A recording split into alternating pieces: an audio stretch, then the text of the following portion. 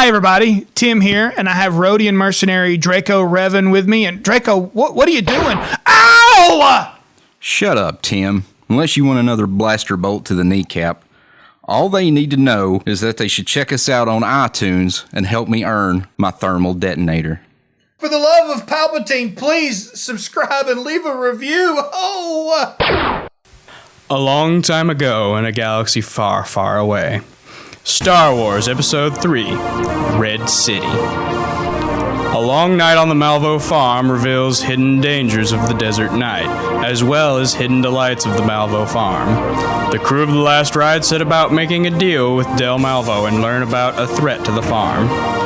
The smugglers journey to Phalena to seek the permission of Tir Dron, the Duros governor of Cassadine, to hold a meeting with Tonavan Dweel on neutral ground, only to run into some old friends. Okay, so as always, we will begin with the destiny roll. Claire? Whoa. Hold on a second. That was Cody, not me. What's your roll, Cody? I got one dark side. Shoot, I also got one dark side. You cursed me. You're welcome. Jeremy? Thanks. One dark side. Oh, God. Oh, this is the night that stuff goes Steve. down. One dark. Well, So the destiny pool stands at 4 destiny points, and all 4 are dark. Because of the very dark ending last time. yeah. Oh, What was dark about it? It was night. Oh, yeah, that's right. Also, everyone found out about that woman you apparently murdered at dinner time. It was Draco in the dining room With a candlestick? with a candlestick. No, hydro spanners. It all makes sense. Shoot. I haven't got a vibro knife yet. That makes why we me said hydro uncomfortable. spanner. Wait, Yeah. what do I have? I kind of forgot. So the scene opens with a scream, and it shows, and it's that blood-curdling female scream. And we see a young Draco, young Rhodian boy in an alley. He's kind of crouched against a trash receptacle and the wall, hiding. And a blaster fight has opened up in the alley, so he's kind of in the middle of the crossfire, along with 2 rival gangs that stand at either end of the alley shooting each other. And there are other people in the crossfire with Draco, and they're taking cover just like him. Now, he's a young boy, and these people are adults. One gang is a group of the Clatuinians, which are the bulldog-looking kind of guys, Nyctos, and Rhodians on one end of the spectrum, and on the other side you have humans and some Weequay, and they're basically taking shots at each other until finally the humans and the Weequay emerge victorious by basically killing the other group that they're trading shots with. And as they're walking through, they proceed to the bodies of the people that they've just dropped, walking right by Draco.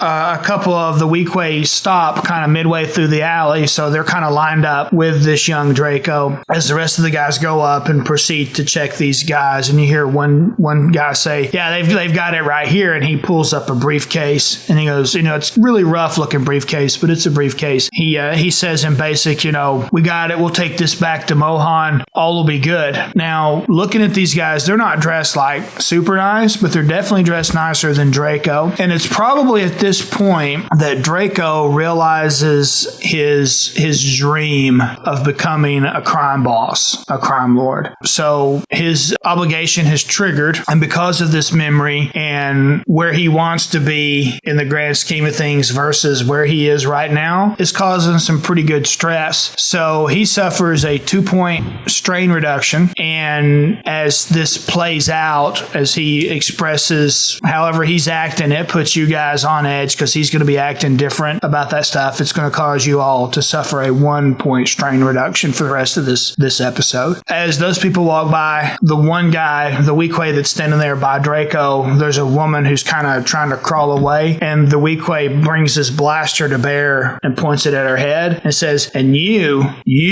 told them we were coming. woman. And the woman screams a blood-curdling scream as he squeezes off a blaster bolt. The scream coincides with the scream on Cassadine on the Malvo farm where you guys are now. So there's like that transition. Everybody at the table, especially the 5 or the 6 guards, the son-in-law and the 5 normal guards, they're all up. Klain, the son-in-law, says, I knew we should have kept somebody on the wall. Dale's like, no, it's okay. Just go check. It's just sand maidens. Just make sure they're not trying to get into the compound. Dale, the son-in-law, and the 5 guards immediately, basically run out of the room. And of course, you guys are free to follow. When the scream lets out, I stand up like just so fast it kind of knocks the chair back. Sure, and whatever you've got in your lap falls out. Yeah, I'll put on my shield and go after and see what's going on. Okay, so anybody else going to follow these guys? Immediately, Borina, which is Dale's wife, immediately starts shutting the windows, making sure that everything's locked down in here. Then people can leave, but she's closing the windows so that nothing can get in. All right, you guys better check it out. I'll stay here and check the women. And the children? Good thinking. Yes, them too. Yeah, the children look fairly fearful, like the young 10-year-old little girl runs to her, what you assume is her mom, and grabs her arm and holds on for dear life as everybody else runs out. Dale he lets Vogue through before he leaves, Draco, and he points to Lan, and says, Lan, lock the door and don't let anything in unless you hear people say, let me in. You got it. And then he runs off. What does he mean? What does he mean? What is a sand maiden? I don't know. What? Someone screamed out there. Should I go? Should I stay here and help what should I do? Go. Go? Are you gonna be alright? Yes, I'll be fine. Okay, I'm gonna go. And he just bolts out the door. Well, then he comes back and then he puts the drink back on the table and then he goes. And then he comes back and finishes the drink. Yes, because he got thirsty. I'm gonna need this. It's hot out there. Lots of running. Right. Outside, of course, it's dusk. It's getting dark. It's not like pitch black or anything, but it's dark. You can see the guys hitting the watchtowers. They run to the ladders, climb up the ladders, and immediately pull out binoculars and begin to look out over the horizon and down everywhere. And you guys can do the same, climb up there with them. And in the darkness, you really can't see a whole lot. And the guy's looking. You see Dale. He's got his binoculars and he's looking. He goes, right there. Yep. I mean, we knew it, but there she is. Here he goes. Look right here. He hands Vogue the binoculars and points you in the right direction. All right, I'll take a look. Scan. So you're looking, and at first you don't really see anything, and then you can see something moving through the way there's some kind of rocky outcroppings. You begin to see something moving, and you can zoom in with the binocs and see exactly what you're talking or what he's pointing at. And this looks like it has a panther or lion type build, but it's scaly, and you have night vision goggles, so you can make out some details. And down its back, think of a Nexu almost, the cat from Attack of the Clones, right? With the broad, multi-eyed face. Yeah, I got you now. Think of something like that, but instead of it being all fur, it's scaly. It's almost got like a hammerhead kind of head with eyes set on the outside, and then eyes set all around the front of the face. And it's got just a big maw of teeth, and it's a really broad. When it moves, it swings its head very wide from left to right. A scanning kind of. Yeah, and it moves almost like a shark would move in quick, long, sharp movements. As you're looking at it, it's big. It's bigger than you. That's big. It's probably big enough to ride if you wanted to. And it's got this stripe of fur all the way down its back. And it stops and it kind of raises its head up, and it keeps a low profile, but it kind of raises its head up. And you see it's got these flaps where its nose is. It kind of does something kind of quivery with those flaps. And it opens its mouth and it screams, and it looks to you like somebody has superimposed a human woman screaming over the sound that it should be making, and it just screams out. Your first instinct, go ahead and make me average discipline check. No, I fail. There's no way. All three of you. There's Draco, no way. Risker, and Vogue. I didn't fail it, but I got 2 disadvantages. So you succeeded, but you have 2 advantages. Disadvantages. I mean, threats. Threats. Shoot, I'm sorry. He's gonna kill me for that now. You guys don't know about the beatings. You will find out, though. What'd you get, Vog? 3 failures. 3 failures. And Draco? Canceled out. So you failed. Huh? You failed. If you don't get any successes, you fail. You have to succeed. But To succeed. it's not much of a failure, as you're just kind of like, Okay. So Draco fails, Vog fails. I succeeded. but Fantastically. I also have 2 threats. Okay, so it's not end of the world kind of thing. You guys have this, and due to distance, but you have this overwhelming desire to run out there and help that poor woman. You cannot help it. I mean, it's like instinct. You're immediately like grabbing the rail, and you're almost willing to jump over the compound wall to get to this woman to help her. And as you start to, Dale, who's standing right beside you, Vog, reaches up with a hand, and he can't stop you because you're way too big. But the hand is enough to get your attention. And he's like, whoa, big guy, wait, you don't need to go out there. That thing will eat you alive. And then anybody else, you guys who failed, would want to make a move to help. And like Draco goes, and like 2 guys grab your arm, and you're like, whoa, as you snap to. What was that? It's that sand maiden out there. They're sirens of the desert. They will lure you to your doom. They come around at night. He just kind of snarls his nose. He looks really kind of shaken up after that. Now, we're going to see what we can do about running it off, though. McLean pulls out a blaster rifle, takes aim, squeezes off a couple of blasts from the rifle. He hits it once. Well, actually, he hits the ground in front of it, which causes its profile to get bigger because it kind of rears up. And then he takes a shot, hits it in the shoulder. It runs off into the dark further out. All the time, you can hear it calling out like a human woman. I don't like these things. They make me uncomfortable, for reals. For real? For real. You have no clue what kind of compliment that is. God, it's just not creepy. I don't like things that have like voices that don't belong to them. Because it's some kind of mimicry ability they developed when they realized, I mean, they're not smart or anything, but they're smart enough to hunt people. And they lure people out into the desert and eat them.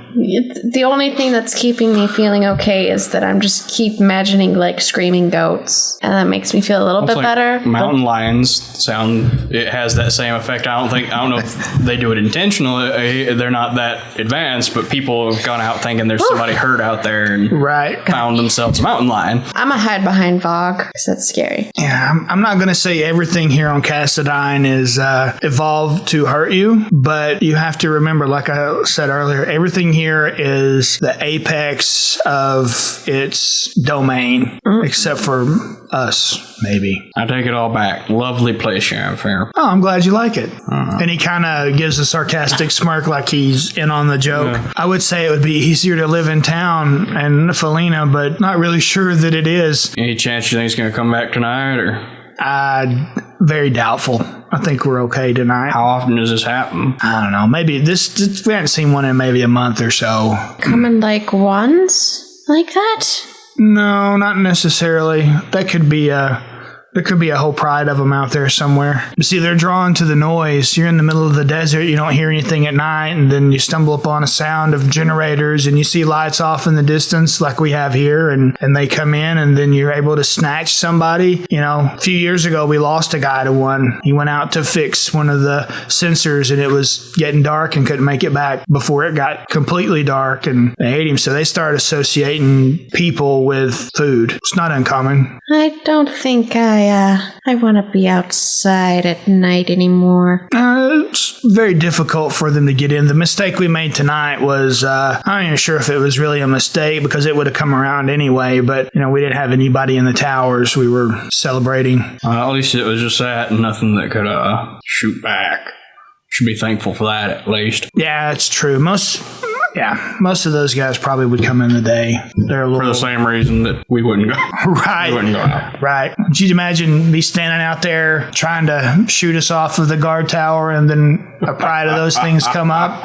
That would be rather humorous. Just desserts, wouldn't it? One can always hope, I guess. No, I'm joking. I don't like to see anybody hurt. So let's go back inside. Clayne, can you set up a security detail here and just in case? You could probably send out a couple of probe droids and see if there's anything still lurking out there. So we'll go back inside if you guys want to. Yes. So you get a knock on the door. Hey, Lan, this is Dale. All's good. I'll open the door. And his wife rushes to him. Sandmaiden rushes in. Right. That's what I was thinking. I was like, if they learn that, oh my god. shark.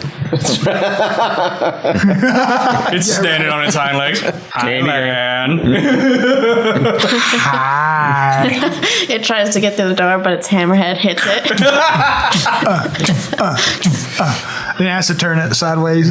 So you can see that the people in here are very concerned, and even like Dale's wife is like, "What was it, a sandmaiden?" You know, she's pretty emotional about it. And he's like, "Yeah, but we ran it off. I've got Clayne and setting up the security for the rest of the night. We'll have to pull double duty or something just in case." So, can those things get over the wall? That's unlikely, especially if we're on guard. They were huge, Lan.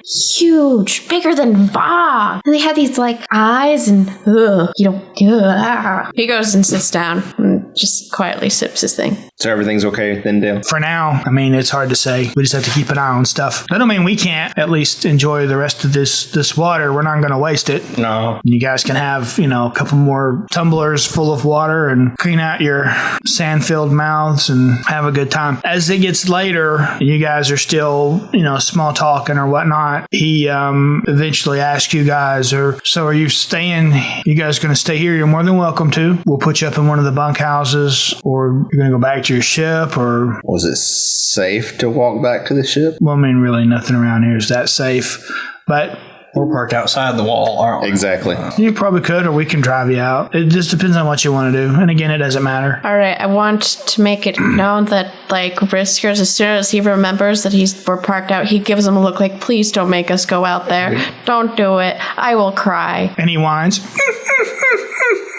Big puppy dog Okay, eyes. if you're willing to put us up for the night, we can stay here. I think I'm going to go to the ship. Or we can go to the ship. But I can go. by yourself? You saw the thing? Stop.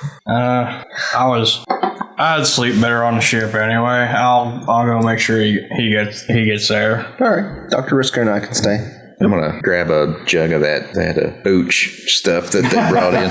Right. Draco and Vogue are able to make it back to the ship unaccosted. Nothing spectacular. Get drunk and play sabacc. Right. You guys are out there. For Risker and Lan, Drod, which is Dale's middle son, Dale's like, hey, take these two to the spare bunkhouse and, put them in there and let them sleep in there. You guys are taken out there, and the boy's talking to you as you walk. He looks like he's about 17-ish. He's trying to make small talk, but I don't think he's ever talked to an actual spacer before, somebody who does what you guys do for a living. So he's a little excited about it. He talks more to Lan than he does Risker for Every time. sanitary reasons. Every time. Sanitary. You roll in the dirt once and nobody lets you live it down. That's how you bathe. Let me wash my hands. Especially around here. Yeah. Right.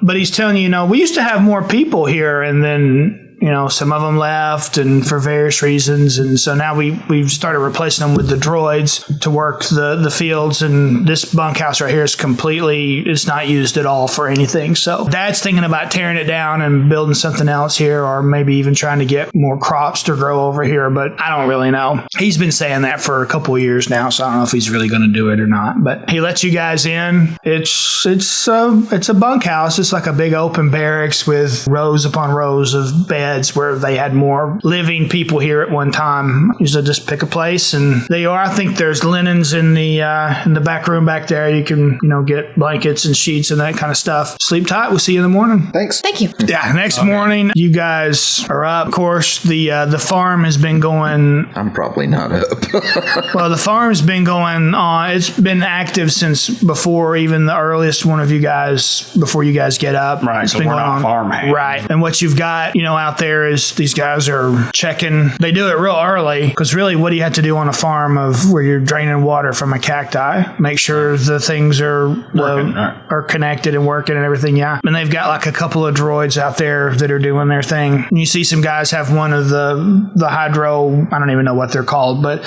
he's got some of the pumps busted open, and there's a couple guys working on it. And you guys, make it to one of basically the place where you guys can get a breakfast that they have. Good. That's where I'm going first. Yep. And the majority of it is leftover stuff from last night, which I wanted to point out last night, and we got interrupted by that sand maiden, but the cactus that you guys were eating is probably some of the best stuff you've ever ate. The cactuses? Yes. I would imagine it tastes like old shoe leather.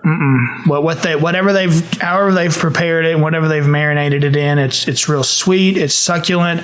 It's like nothing like you've ever had, and it doesn't have the flavor, but it has the consistency of an orange. The way they've cooked it, and it's very good. Who made this? The Barina did, the wife. She present for breakfast, I imagine. She's probably getting started on the lunch stuff, but she's probably around there somewhere. So, how do you prepare cactus? Can't be the easiest thing to prepare in the world. What with the pins and everything. So, well, Cody's looking at me like he's caught me in something. Like, go ahead, Tim. Tell us, how does this woman prepare a made-up food? Tell me, won't you? Not my intention at all. Right. You gotta I've watched enough Bob. cooking shows to know how this works. It's magic and pixie dust and a lot of the swear secret words. ingredient Is love. or something like that. Really? Well, see, we've been chopping up these flowers. Oh my god. It marinate. You just marinate cactus. I'm pretty sure that's it. Yeah, she gives you the recipe. She gives you the recipe for the marinade. I write it. I put it in my data pad. Right. Tells you how long to marinate it for and what to cook it on. Slow down. I've only got 3 fingers. Not a fast typer. But she gives you the entire rundown on how to make it, and she says, "I'm really glad that you liked it. I really thought you would be more of a meat eater, because I am, but this is that doesn't mean that I can't enjoy a fine meal, no matter what it's made of. So you guys are able to make it wherever you need to be. Oh, I'm still passed out on the ship. I drank a whole thing of hooch. I can't believe he drank the whole thing. Right. Lan and Risker are able to gather at breakfast, and Vogue is already there. Again, most of the stuff they have this morning is leftovers from last night, with the absence of water. Because water's a treat. It is. They've only got so much of it. They gotta water it down with other stuff. We gotta water it down with Alcohol. With alcohol, which is the opposite of most planets, I guess. Yeah. True. Yeah. He'll take a plate of the cacti, I guess, and just kind of slowly eat and rub his eyes. And You guys eating? Anything else y'all need to talk about, or you guys need to talk to Dale at some We do point need to talk about to the Dale. plan. yeah, so I probably would have brought my experiment with me. Okay, so when you guys go to find Dale, he's up on the wall with the guards, from a couple of the guards from last night. They're scanning the horizon with their binoculars, looking around, making sure there's nothing out there. So, you have a few minutes? Oh, he turns, oh yeah, good morning, how are you guys? You sleep well? Yeah. I did. No. No? No. You stayed in the bunkhouse, right? It was a nice accommodation. I just... Sand maidens. And he kind of just looks off into the distance, just zoned out, thinking really hard, on his life choices, kind of thinking. They rattled him a little bit last I see that. It's okay. He'll be fine. It happens. I mean, they're dangerous creatures. Probably next to the Scorn, I'd probably say they're the most dangerous thing here. They'll have to just deal with being in second place until they start picking up blasters and speeder bikes. So yeah, I've got a minute. What's up? We talked a little bit yesterday about some of the issues that you're having. Of course, we would love to be able to help. We're not totally sure what we can do for you. Like I told you before, we're not mercenaries. We're merchants, but we're willing to do what we can. We're thinking maybe we could go talk to these other guys and see if we can talk them into getting off your back a little bit. Okay. That is your end goal at this point, right? Just to have them to leave you alone. That would be nice. That would be very nice. And what is this help going to cost? Well, right now, we're really interested in getting this plant into the right hands. If we can make your farm safe, that makes our business opportunity that much the greater. Okay. So we're willing to go do this for 50% of the pharmaceutical profits. Once we get there. Once you get there. Provided we get there. Because what about your little experiments? What conclusion did we come to there? Oh, okay.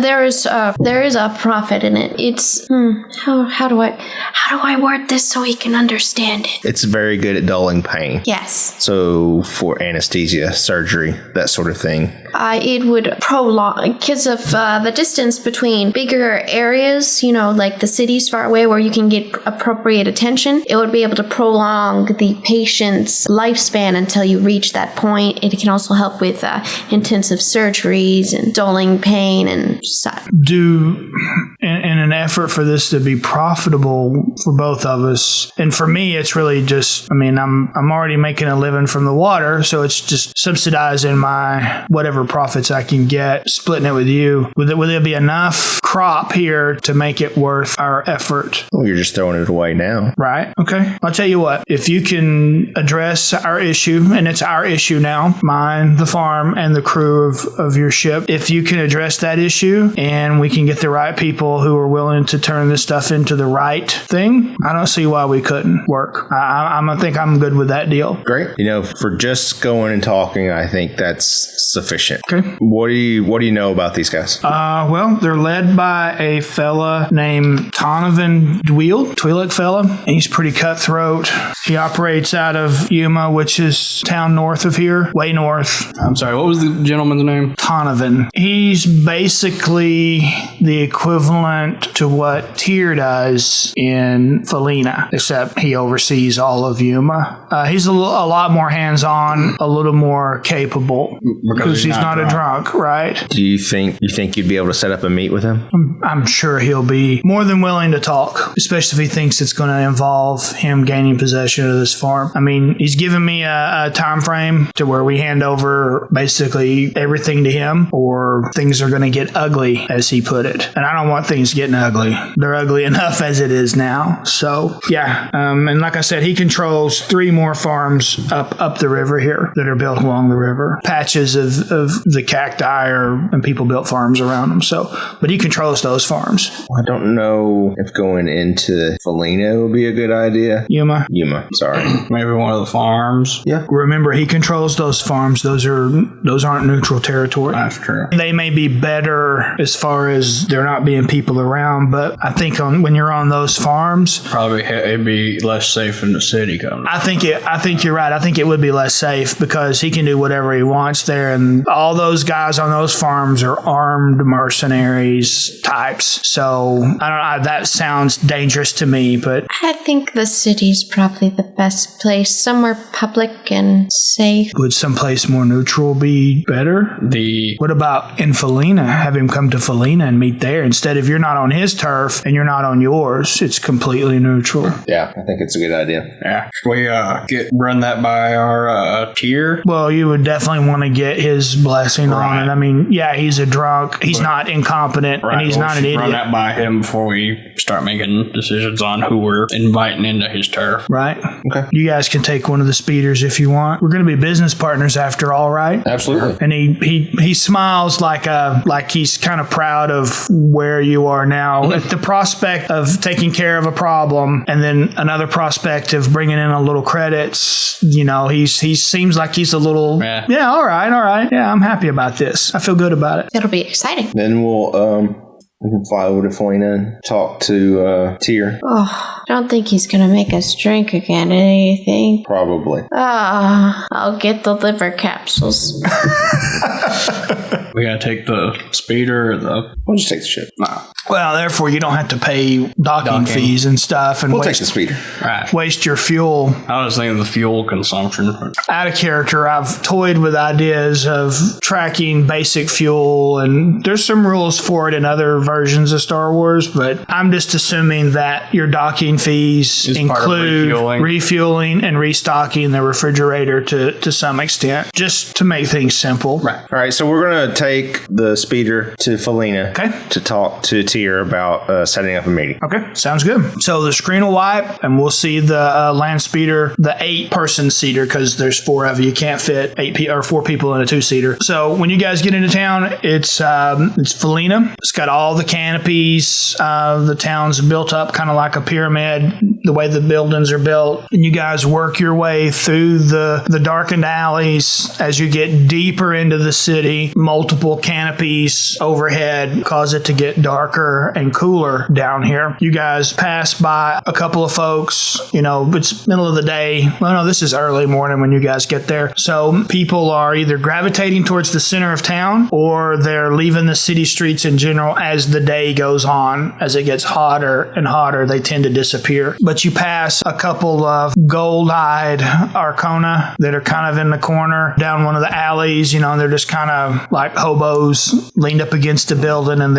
you can tell they're not focused on anything as you guys walk by. One of them, looks up with pleading eyes and holds out a shaky hand, like he's looking for a handout. I'll slap his hand away. Yeah, he pulls his hand away and he tries to focus on you, but obviously can't. But you guys eventually make your way to... I'll wait until he's walked a little further, and I'll drop him a handful of credits. So he holds his hand out, and Draco kind of smacks it, but it just kind of flops back into the position it was. Draco walks on, and you hang back for just a second, and you put coins in his hand. When you do, he kind of grasps your hand with his outstretched hand and puts his other hand on top of yours and kind of pats you. And you can tell he's trying to look at you, but he can't really focus. And he mumbles in basic, "Thank you, brother. Thank you. Thank you, brother." Immediately starts counting his credits as you guys move on. You make your way to the establishment known as the Crystal Palace. Middle of the day, the place is starting to fill up. It's not like maybe half full. And you can see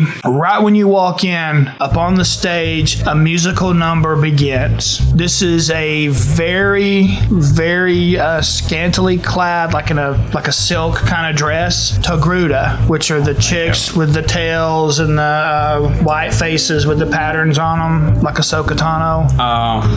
She was one of the Jedi Masters in Revenge of the Sith, but she walks out in this slinky dress. You have kind of like a band that's kind of back behind her, and they begin to play a real low melody kind of song, and she starts singing in basic this kind of love song about why you always treat me bad, when I love you so much, kind of. Basically that's the whole mentality of the song, and it's real sultry and real deep and seductive, and you guys actually kind of find yourself just standing in the door watching her till one guy's over at the bar. He goes, "Hey, shut that door," and you like, "Oh," and you snap out of whatever and shut the door behind you when you guys walk in. Tir is here. He's sitting at a big round table with a couple of his business partners, you assume, and then there's a couple of no-neck, muscly thugs that are standing there to keep people from getting up onto the platform with him. I'll stand there and wait for him. He continues his discussion. He's paying no attention to the lady that's singing whatsoever. The one thing you notice about her too is that she's wearing some kind of,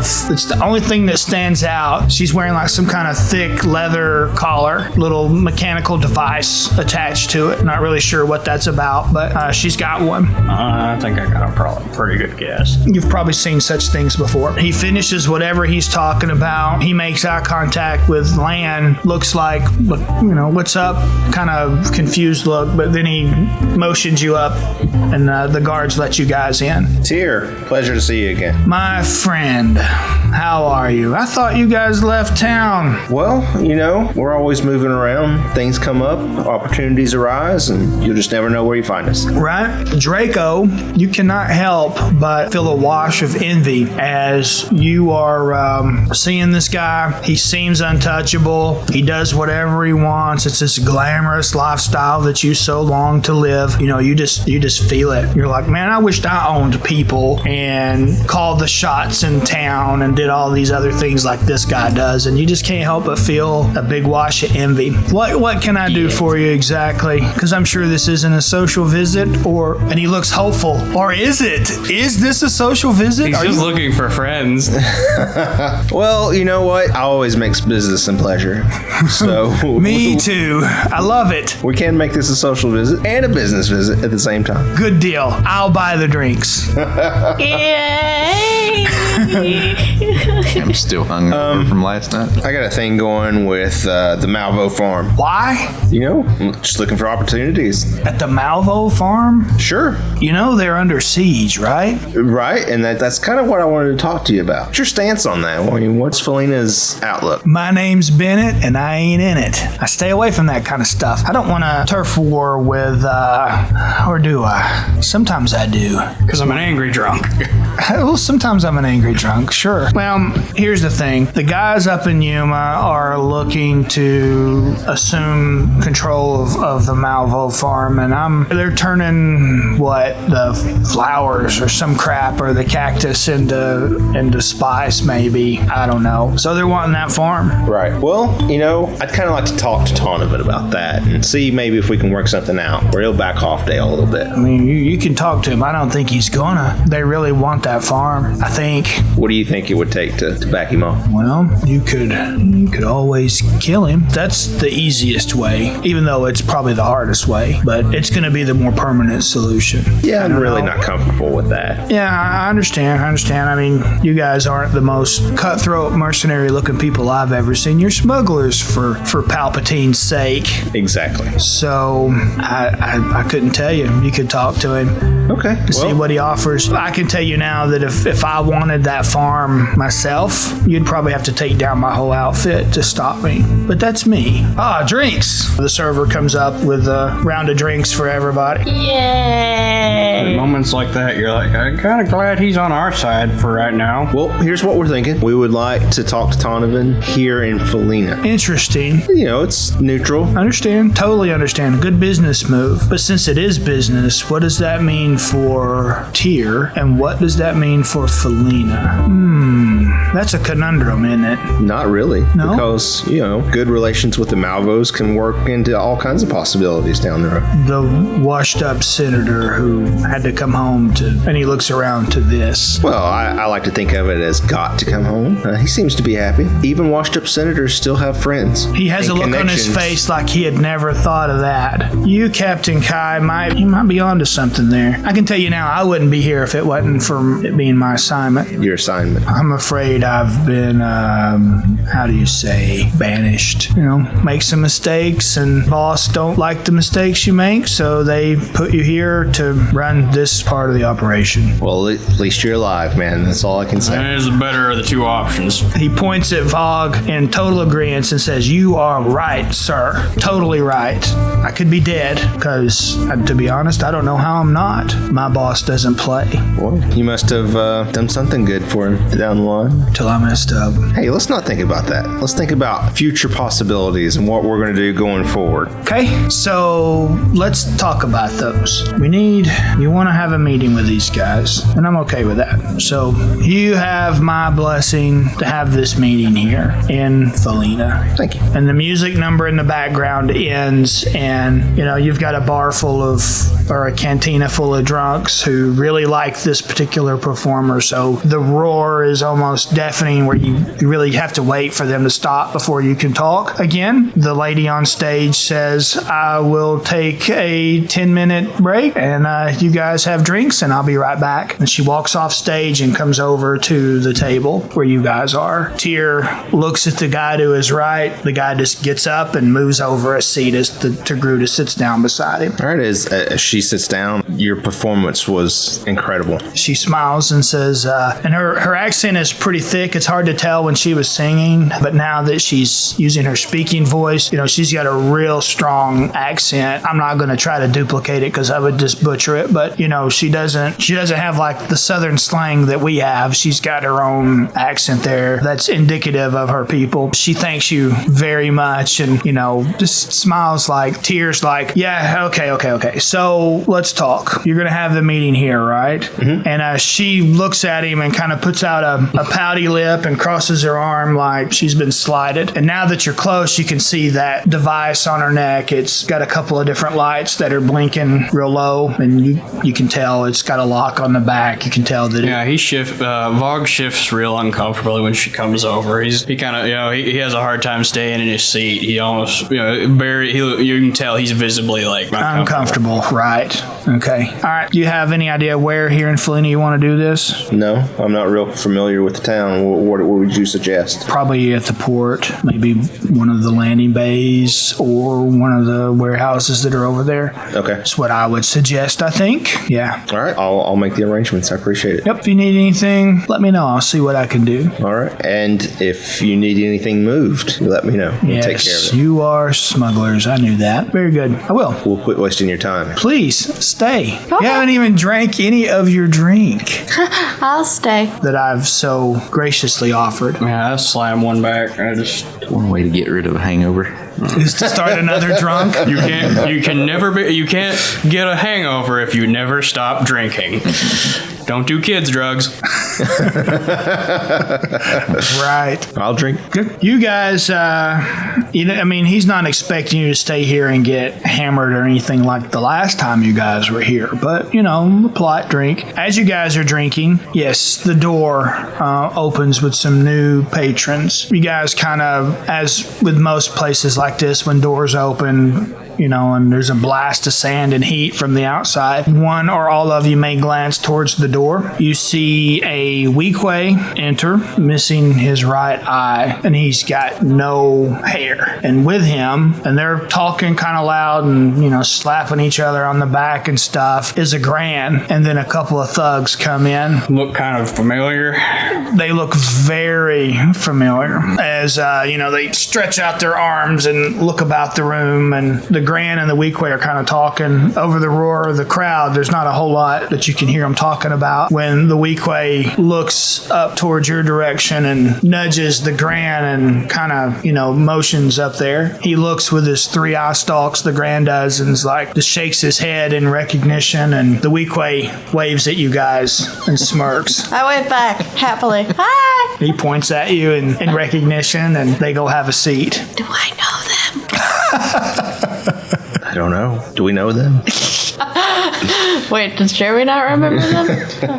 It's the guys from the... I know who they are. Whiskers doesn't, because Lan remembers who they are. He's just trying to not remember who they are. Right. Well, they were waving, so I Yeah. went back. Tir looks really confused for a second, and he leans in and he's like, "You know those guys? No. Oh, well, I mean, maybe. They They waved. sure act like they know you." Maybe we met them in passing? That's the best way to put it. We've crossed paths. Okay, those are paths I wouldn't necessarily want to cross, but Why? they're part of Talos Keys's crew. Does that name ring a bell for anybody?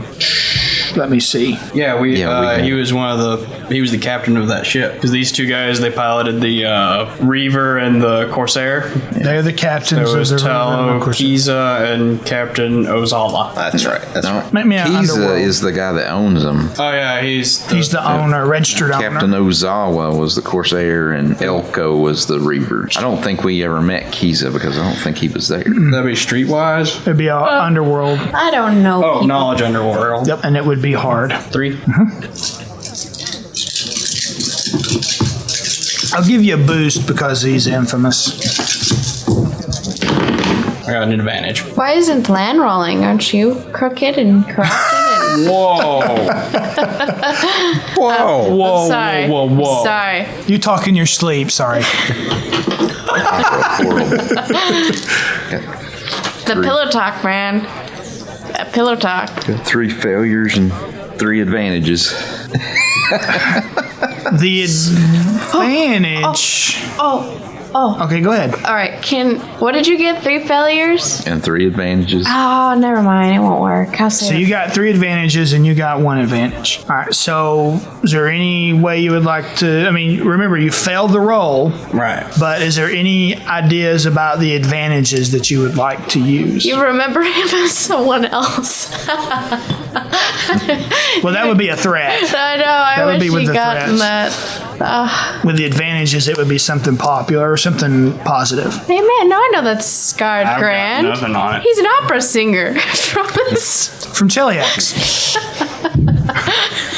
Yeah, that's it. So Oh man, yes, he has that's a it. beautiful That's the voice. You don't know who he is, but you do recall something about seeing that name on the news and something about that name on like certain systems that you enter. The system broadcasts a message to all incoming ships, like you got when you came here, that kind of gives you updates on what's going on, the local weather, that kind of stuff, about alerts about him. You don't remember exactly what it was, but you do remember that whatever they were alerting you about him was something that he had done that was really bad. You're not sure.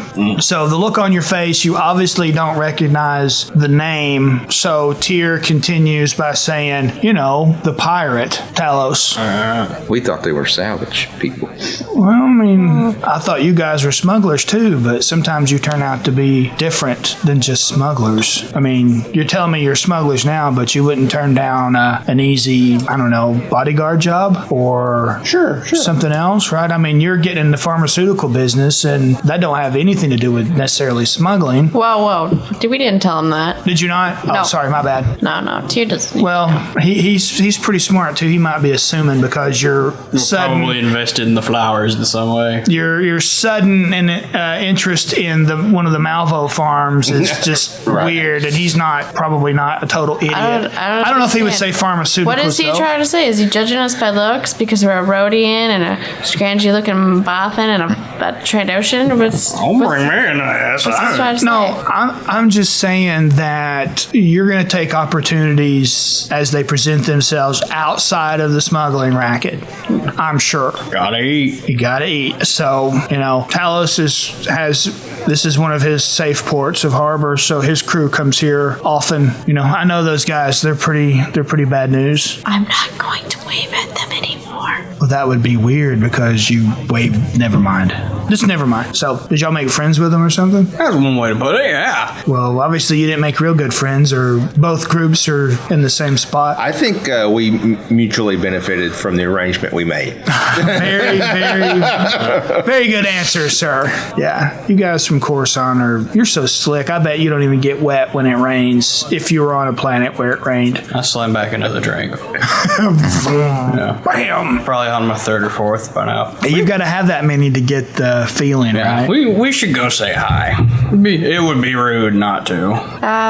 Should we? I mean, they look like they're I'm in a mood. They're oh. Might not be the best. Great. Today, Draco's in a mood. Everybody. Great. Watch out. What kind of mood are you in, Draco? Very agitated mood. Well, he's hungover and he had to start drinking again.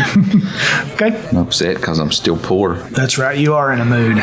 You could be sitting here at this table bossing other people around, but instead you're living at the bottom. Yep. I just want to be friendly. I think it'd be nice to. They waved. It would be rude not to go over and have a nice little chat when, their fighting frigate isn't sitting around in front of us. Well, Bland, you're the conversationalist, so you should probably go There's see. at least 8 more somewhere else. That somewhere else ain't here. Tyr steeples his fingers, looks in and leans in and looks expectantly at Draco like, what are you going to do kind of look. Don't want to tear your place up, man. Take them in the alley. What? Oh, no. Kill them in the alley. Whoa. Kill? I don't know if we're talking about killing anybody here. The guy Oh, I misunderstood what saying hello was all about. that yelled at us to shut the door earlier. He's the bartender, basically. Oh, okay. We're gonna need another round of drinks. But why? Why are we gonna need another round of drink? What's going on? I'm thirsty. Oh, okay. Going to walk past them to the door, walk out. Yeah, as you walk by, make me an easy perception check. But I might have to give you a setback because of the crowd of folks in here. Has the woman taken back to singing at this point? Or? She's getting kind of fidgety and Made a failure and an advantage. Oh, I thought she was back on the stage. not yet. She's still sitting there with you guys. She's sipping the same stuff you guys are drinking, but she's not taking full sips of it. She's just kind of nursing it, basically. Okay, so as you walk by, you're by yourself, walking. You just walk by them. You leave these guys sitting at the table, I guess, and just walks out. As you walk by, you can't hear what they say, but, you know, when you cut your eyes down to see, because you hear them say something, but in the crowd, you can't hear it. They're looking at you, and the Grand he's just kind of like, dude, he looks at the Weequay and he's like, you are too mean. But right, you are very right. Oh, and you man. get that impression that they just had a laugh at your expense. And you probably assume that it has something about you stinking, because you do. And also because you're poor and you hang out with a Bothan and a Trandoshan. Not helping. What? I don't understand. not helping. I don't understand. And you walk out into the end of the street from here, and that's where we'll call it an end of this session.